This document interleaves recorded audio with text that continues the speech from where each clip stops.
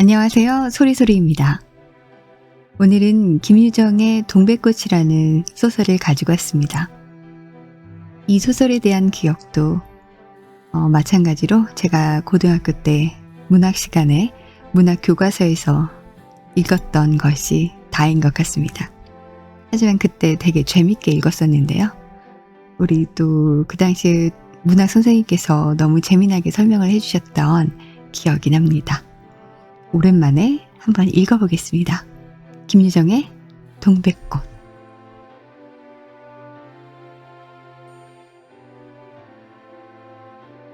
오늘도 또 우리 수탉이 막 쪼이었다. 내가 점심을 먹고 나무를 하러 갈 양으로 나올 때였다. 산으로 올라서려니까 등 뒤에서 푸드득 푸드득하고 닭의 횟소리가 야단이다. 깜짝 놀라서 고개를 돌려보니 아니나 다르랴 두 놈이 또 얼리었다. 점순내 수탉이 덩저리 작은 우리 수탉을 함부로 해대는 것이다. 그것도 그냥 해내는 것이 아니라 푸드득하고 면두를 쪼고 물러섰다가 좀 사이를 두고 또 푸드득하고 모가지를 쪼았다. 이렇게 멋을 부려가며 여지없이 닦아놓는다. 그러면 이 못생긴 것은 쪼일 적마다 주둥이로 땅을 박으며 비명이 킥킥킥 할 뿐이다. 물론 미처 아물지도 않은 면두를 또 쪼이어 붉은 선혈은 뚝뚝 떨어진다. 이걸 가만히 내려다보자니 내 대강이가 터져서 피가 흐르는 것 같이 두 눈에서 불이 번쩍 난다. 대뜸 지게 막대기를 메고 달려들어 점순내 닭을 후려칠까 하다가 생각을 고쳐먹고 헤매찔로 떼어만 놓았다. 이번에도 점순이가 쌈을 붙여놨을 것이다. 바짝바짝 내 기를 올리느라고 그랬음에 틀림없을 것이다. 그놈의 계집애가 요새로 들어서 왜 나를 못 먹겠다고 그렇게 아르렁거리는지 모른다. 나흘 전 감자 쪼간만 하더라도 나는 저에게 조금도 잘못한 것은 없다. 계집애가 나무를 캐러 가면 갔지. 남 울타리 엮는데 쌩이질을 하는 것은 다 뭐냐. 그것도 발소리를 죽여가지고 등 뒤로 살며시 와서 예, 너 혼자만 일하니? 하고 긴치 않는 수작을 하는 것이다. 어제까지도 저와 나는 이야기도 잘 않고 서로 만나도 본척만척하고 이렇게 점잖게 지내던 터이련만 오늘로 갑작스레 대견해졌으면 웬일인가. 황차 망하지만한 계집애가 남 일하는 놈 보고 그럼 혼자 하디 때로 하디?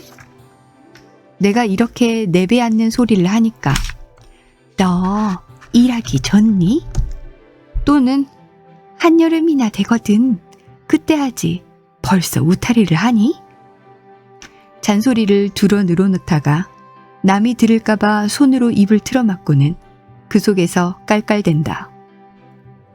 별로 우스울 것도 없는데 날씨가 풀리더니 이놈의 계집애가 미쳤나 하고 의심하였다. 게다가 조금 뒤에는 제 집게를 힐끔힐끔 돌아보더니 행주치마 속으로 꼈던 바른 손을 뽑아서 나의 턱매추로 불쑥 내미는 것이다. 언제 구웠는지 아직도 더운 김이 회 끼치는 굵은 감자 3개가 손에 뿌듯이 쥐어 있었다. 네 집엔 이거 없지? 하고 생색 있는 큰 소리를 하고는 제가 준 것을 남이 알면 큰일 날 테니 여기서 얼른 먹어버리란다. 그리고 또 하는 소리가 너 봄 감자가 맛있단다. 난 감자 안 먹는다. 너나 먹어라. 나는 고개도 돌리려 하지 않고 일하던 손으로 그 감자를 도로 어깨 너머로 쑥 밀어버렸다. 그랬더니 그래도 가는 기색이 없고 뿐만 아니라 새근새근하고 심상치 않게 숨소리가 점점 거칠어진다. 이건 또 뭐야 싶어서 그때서야 비로소 돌아다 보니 나는 참으로 놀랐다. 우리가 이 동네에 들어온 것은 근 3년째가 되어 오지만 여태껏 가무잡잡한 점순이의 얼굴이 이렇게까지 홍당무처럼 새빨개진 법이 없었다. 게다 눈에 독을 올리고 한참 나를 요렇게 쏘아보더니 나중에는 눈물까지 어리는 것이 아니냐.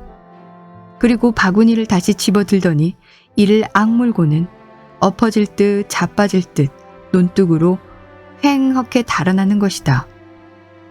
어쩌다 동네의 어른이 너 얼른 시집 가야지, 응? 하고 웃으면 염려 마사유. 갈 때 되면 어련히 갈라고. 이렇게 천연덕스럽게 받는 점순이었다. 본시 부끄럼을 타는 계집애도 아니려니와 또한 분하다고 눈에 눈물을 보일 얼병이도 아니다. 분하면 차라리 나의 등허리를 바구니로 한번 모질게 후려 세리고 달아날지언정. 그런데 고약한 그 꼴을 하고 가더니 그 뒤로는 나를 보면 잡아먹으려고 기를 복복 쓰는 것이다. 서로 주는 감자를 안 받아 먹은 것이 실례라면 주면 그냥 주었지.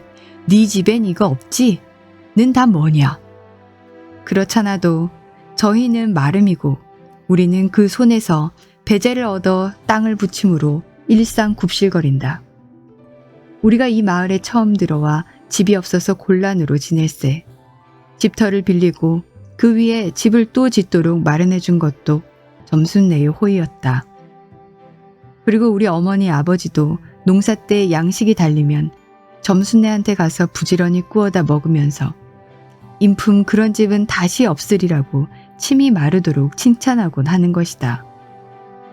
그러면서도 17씩이나 된 것들이 수군수군하고 붙어다니면 동리의 소문이 사납다고 주의를 시켜준 것도 또 어머니였다. 왜냐하면 내가 점순이하고 일을 저질렀다가는 점순네가 노할 것이고 그러면 우리는 땅도 떨어지고 집도 내쫓기고 하지 않으면 안 되는 까닭이었다. 그런데 이놈의 계집애가 까닭 없이 기를 복복 쓰며 나를 말려 죽이려고 드는 것이다. 눈물을 흘리고 간 다음날 저녁 나절이었다. 나무를 한 짐 잔뜩 지고 산을 내려오니까 어디서 닭이 죽는 소리를 친다. 이거 네 집에서 닭을 잡나 하고 점순네 울 뒤로 돌아오다가 나는 고만 두 눈이 둥그레졌다. 점순이가 저희 집 봉당에 홀로 걸터 앉았는데 이게 치마 앞에다 우리 씨암탉을 꼭 붙들어 놓고는 이놈의 닭 죽어라 죽어라 요렇게 안팡스레 패주는 것이 아닌가. 그것도 대가리나 치면 모른다마는 아주 알도 못 낳으라고 그 볼기짝개를 주먹으로 콕콕 쥐어박는 것이다. 나는 눈에 쌍심지가 오르고 사지가 부르르 떨렸으나 사방을 한번 휘 돌아보고야 그제야 점순이 집에 아무도 없음을 알았다. 잡은 참 지게 막대기를 들어 울타리의 중턱을 후려치며 이놈의 계집애 남의 닭 알 못 낳으라고 그러니? 하고 소리를 빽 질렀다. 그러나 점순이는 조금도 놀라는 기색이 없고 그대로 의젓하게 앉아서 제 닭 가지고 하듯이 또 죽어라 죽어라 하고 패는 것이다. 이걸 보면 내가 산에서 내려올 때를 겨냥해가지고 미리부터 닭을 잡아가지고 있다가 나 보란 듯이 내 앞에 죄 지르고 있음이 확실하다. 그러나 나는 그렇다고 남의 집에 뛰어들어가 계집애하고 싸울 수도 없는 노릇이고 형편이 썩 불리함을 알았다. 그래 닭이 맞을 적마다 지게 막대기로 울타리나 후려칠 수밖에 별 도리가 없다. 왜냐하면 울타리를 치면 칠수록 울섭이 물러 앉으며 뼈대만 남기 때문이다. 허나 아무리 생각하여도 나만 믿지는 노릇이다. 야, 이년아, 남의 닭 아주 죽일 터냐? 내가 도끼 눈을 뜨고 다시 꽥 호령을 하니까 그제야 울타리께로 쪼르르 오더니 울 밖에 서 있는 나의 머리를 겨누고 닭을 내팽개친다. 에이, 더럽다, 더럽다. 더러운 걸 널더러 입대 끼고 있으랬니? 망할 계집애년 같으니? 하고 나도 더럽단 듯이 울타리깨를 휑하게 돌아내리며 약이 오를 대로 다 올랐다. 그리고 나의 등 뒤를 향하여 나에게만 들릴 듯 말 듯한 음성으로 이 바보 녀석! 얘, 너 베네병신이지? 그만둬 좋으련만. 얘, 너 네 아버지가 고자라지? 뭐? 울 아버지가? 그래? 고자야? 할 양으로 열번거지가 나서 고개를 획 돌리어 바라봤더니 그때까지 울타리 위로 나와 있어야 할 점순이의 대가리가 어디 갔는지 보이질 않는다. 그러다 돌아서서 오자면 아까의 한 욕을 울 밖에서 또 퍼붓는 것이다. 욕을 이토록 먹어가면서도 대거리 한마디 못하는 걸 생각하니 돌뿌리에 채여 발톱 밑이 터지는 것도 모를 만치 분하고 급기야는 두 눈에 눈물까지 불끈 내솟는다. 그러나 점순이의 치매는 이것뿐이 아니다. 사람들이 없으면 틈틈이 제 집 수탉을 몰고 와서 우리 수탉과 쌈을 붙여놓는다. 제 집 수탉은 썩 험상궂게 생기고 쌈이라면 회를 치는 고로 을에 이길 것을 알기 때문이다. 그래서 툭하면 우리 수탉이 면두며 눈깔이 피로 흐드르하게 되도록 해놓는다. 어떤 때에는 우리 수탉이 나오지를 않으니까 요놈의 계집애가 모이를 쥐고 와서 꿰어내다가 쌈을 붙인다. 이렇게 되면 나도 다른 배차를 차리지 않을 수 없다. 하루는 우리 수탉을 붙들어 가지고 넌지시 장독계로 갔다. 쌈닭에게 고추장을 먹이면 병든 황소가 살무살을 먹고 용을 쓰는 것처럼 기운이 뻗친다 한다.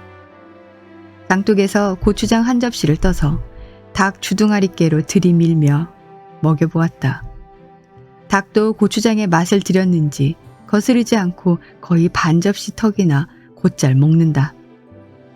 그리고 먹고 금새는 용을 못 쓸 터이므로 얼마쯤 기운이 들도록 회 속에다 가두어 두었다. 밭에 두엄을 두고 짐 전해고 나서 쉴 참에 그 닭을 안고 밖으로 나왔다. 마침 밖에는 아무도 없고 점순이만 저희 울 안에서 헌옷을 뜯는지 혹은 솜을 터는지 웅크리고 앉아서 일을 할 뿐이다. 나는 점순네 수탉이 노는 밭으로 가서 닭을 내려놓고 가만히 맥을 보았다. 두 닭은 여전히 얼리어 쌈을 하는데 처음에는 아무 보람이 없다. 멋지게 쪼는 바람에 우리 닭은 또 피를 흘리고 그러면서도 날개 죽지만 푸드득 푸드득 하고 올라뛰고 뛰고 할 뿐으로 제법 한번 쪼아보지도 못한다. 그러나 한 번은 어쩐 일인지 용을 쓰고 펄쩍 뛰더니 발톱으로 눈을 하비고 내려오며 면두를 쪼았다. 큰 닭도 여기에는 놀랐는지 뒤로 먹실하며 물러난다. 이 기회를 타서 작은 우리 수탉이 또 날쌔게 덤벼들어 다시 면두를 쪼니 그제서는 감때 사나운 그 대강이에서도 피가 흐르지 않을 수 없었다. 옳다 알았다. 고추장만 먹이면 되는구나 하고 나는 속으로 아주 쟁그라워 죽겠다. 그때에는 뜻밖의 내가 닭쌈을 붙여놓는데 놀라서 울 밖으로 내다보고 섰던 점순이도 입맛이 쓴지 눈살을 찌푸렸다. 나는 두 손으로 볼기짝을 두드리며 연박 잘한다 잘한다 하고 신이 머리끝까지 뻗치었다. 그러나 얼마 되지 못해서 나는 넋이 풀리어 기둥같이 묵묵히 서 있게 되었다. 왜냐하면 큰 닭이 한 번 쪼인 안가품으로 호들갑스레 연거푸 쪼는 서슬에 우리 수탉은 찔끔 못하고 막 골른다. 이걸 보고서 이번에는 점순이가 깔깔거리고 되도록 이쪽에서 많이 들으라고 웃는 것이다. 나는 보다 못하여 덤벼들어 우리 수탉을 붙들어 가지고 도로 집으로 들어왔다. 고추장을 좀 더 먹였더라면 좋았을걸. 너무 급하게 쌈을 붙인 것이 퍽 후회가 난다. 장독계로 돌아와서 다시 턱 밑에 고추장을 들이댔다. 흥분으로 말미암아 그런지 당최 먹질 않는다. 나는 할 일 없이 닭을 반드시 누이고 그 입에다 걸련 물뿌리를 물렸다. 그리고 고추장 물을 타서 그 구멍으로 조금씩 들이부었다. 닭은 좀 괴로운지 킥킥하고 재채기를 하는 모양이나, 그러나 당장의 괴로움은 매일같이 피를 흘리는데 될 게 아니라 생각하였다. 그러나 한 두어 종지가량 고추장 물을 먹이고 나서는 나는 그만 풀이 죽었다. 싱싱하던 닭이 왜 그런지 고개를 살며시 뒤틀고는 소나귀에서 뻗어지는 것이 아닌가. 아버지가 볼까봐 얼른 회에다 감추어 두었더니 오늘 아침에서야 겨우 정신이 든 모양 같다. 그랬던 걸 이렇게 오다 보니까 또 쌈을 붙여 놓으니 이 망할 깨지배가 필연 우리 집에 아무도 없는 틈을 타서 제가 들어와 회에서 꺼내가지고 나간 것이 분명하다. 나는 다시 닭을 잡아다 가두고 염려스러우나 그렇다고 산으로 나무를 하러 가지 않을 수도 없는 형편이었다. 소나무 삭정이를 따며 가만히 생각해보니 암만 해도 고년의 목쟁이를 돌려놓고 싶다. 이번에 내려가면 망할년 등줄기를 한번 되게 후려치겠다 하고 싱둥벙둥 나무를 쥐고는 불이 나게 내려왔다. 거의 집에 다 내려와서 나는 호두기 소리를 듣고 발이 딱 멈추었다. 산기슭에 널려있는 굵은 바위 돌 틈에 노란 동백꽃이 소보록하니 깔리었다. 그 틈에 끼어 앉아서 점순이가 청승맞게실이 호두기를 불고 있는 것이다. 그보다도 더 놀란 것은 그 앞에서 또 푸드득 푸드득 들리는 닭의 햇소리다.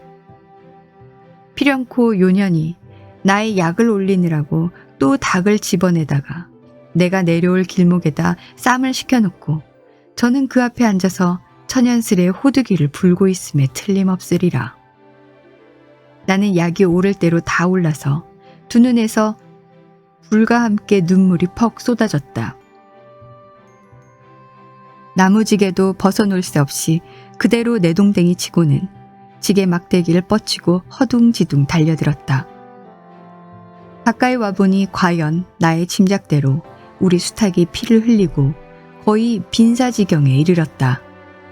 닭도 닭이려니와 그러함에도 불구하고 눈 하나 깜짝 없이 그대로 앉아서 호두기만 부는 그 꼴에 더욱 치가 떨린다. 동리에서도 소문이 났거니와 나도 한때는 걱실걱실이 일 잘하고 얼굴 예쁜 계집인 줄 알았더니 시방 보니까 그 눈깔이 꼭 여우 새끼 같다. 나는 대뜸 달려들어서 나도 모르는 사이에 큰 수탉을 단매로 때려 엎었다. 닭은 푹 엎어진 채 다리 하나 꼼짝 못하고 그대로 죽어버렸다. 그리고 나는 멍하니 섰다가 점순이가 매섭게 눈을 흡뜨고 닥치는 바람에 뒤로 벌렁 낮아빠졌다. 이놈아, 너 왜 남의 닭을 때려 죽이니? 그럼 어때? 하고 일어나다가 뭐 이 자식아, 네 집 닭인데? 하고 복장을 떼미는 바람에 다시 벌렁 자빠졌다. 그러고 나서 가만히 생각해보니 분하기도 하고 무안스럽기도 하고 또 한편 일을 저질렀으니 이젠 땅도 떨어지고 집도 내쫓기고 해야 될는지 모른다. 나는 비슬비슬 일어나며 소매자락으로 눈을 가리고는 얼김에 엉 하고 울음을 놓았다. 그러다 점순이가 앞으로 다가와서 그럼 너 이담부턴 안 그럴 테냐? 하고 물을 때에야 비로소 살길을 찾은 듯 싶었다. 나는 눈물을 우선 씻고 뭘 안 그러는지 명색도 모르건만 그래 하고 무턱대고 대답하였다. 요담부턴 또 그래봐라. 내 자꾸 못살게 굴 테니. 그래 이젠 안 그럴 테야. 닭 죽은 건 염려 마라. 네, 안 이를 테니. 그리고 무엇에 떠밀렸는지 나의 어깨를 짚은 채 그대로 퍽 쓰러진다. 그 바람에 나의 몸뚱이도 겹쳐서 쓰러지며 한창 피어 퍼들어진 노란 동백꽃 속으로 푹 파묻혀버렸다. 알싸한 그리고 향긋한 그 냄새에 나는 땅이 꺼지는 듯이 온 정신이 고만 아찔하였다. 너 말 마라. 그래. 조금 있더니 요 아래서 점순아! 점순아! 인연이 바느질 하다 말고 어딜 갔어? 하고 어딜 갔다 온 듯 싶은 그 어머니가 역정이 대단히 났다. 점순이가 겁을 잔뜩 집어먹고 꽃밑을 살금살금 기어서 산 아래로 내려간 다음 나는 바위를 끼고 엉금엉금 기어서 산 위로 치 빼지 않을 수 없었다.